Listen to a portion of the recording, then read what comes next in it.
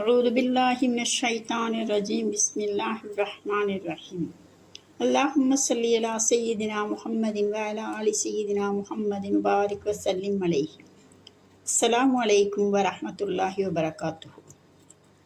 அல்லாஹ்வின் தூதர் நபி ஸல்லல்லாஹு அலைஹி வஸல்லம் அவர்கள் கூறினார்கள், எந்த காரியம் பிஸ்மில்லா என்று கூறி ஆரம்பிக்கப்படவில்லையோ அதை குறையுடையதாகவே இருக்கும். அதாவது எந்த காரியத்தில் அல்லாஹ்வை நினைவு கூர்ந்து பிஸ்மில்லாஹ் என்று ஆரம்பித்தால் அந்த காரியம் முழுமையாக நிறைவேறிவிடும்.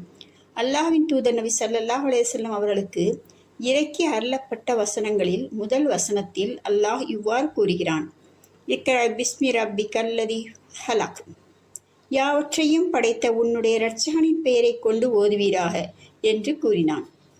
எனவே எல்லா காரியங்களையும் நம்மை படைத்த அல்லாஹ்வின் பெயரை கொண்டுதான் துவங்க வேண்டும் என்று அல்லாஹ் கட்டளையிட்டுள்ளான். அல்லாஹ்வின் பெயரை கொண்டு நாம் ஒரு காரியத்தை ஆரம்பிக்கும் போது நாம் 4 நன்மைகளை பெறுகிறோம். 1. பாவங்களை விட்டு பாதுகாக்கப்படுவோம். காரணம், அல்லாஹ்வின் பெயரை கூறி எந்த ஒரு முஸ்லீமும் பாவங்களை செய்ய மாட்டான். 2.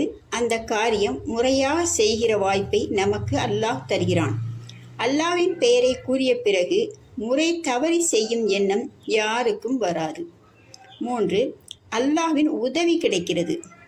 எப்போது ஒரு அடியான் ஒரு காரியத்தை செய்யும் போது அல்லாஹ்வை நினைவு கூறுகிறானோ அவன் அல்லாஹ்வை முன்னோக்குகிறான்.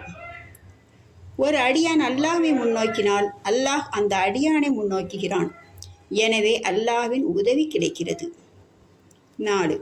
அந்த காரியத்தை கெடுக்கின்ற சந்தர்ப்பம் ஷைத்தானுக்கு கிடைக்காது. எப்போது ஒரு அடியான் பிஸ்மில்லாஹிர் ரஹ்மானிர் ரஹீம் என்று அல்லாஹ்வின் பெயரை கூறி ஒரு காரியத்தை ஆரம்பிக்கிறானோ அப்போது ஷைத்தான் ஓடிவிடுகிறான். எனவே அதை கெடுக்கின்ற சந்தர்ப்பம் ஷைத்தானுக்கு கிடைக்காமல் போய்விடும். அதனால் அந்த காரியம் முழுமை பெறும்.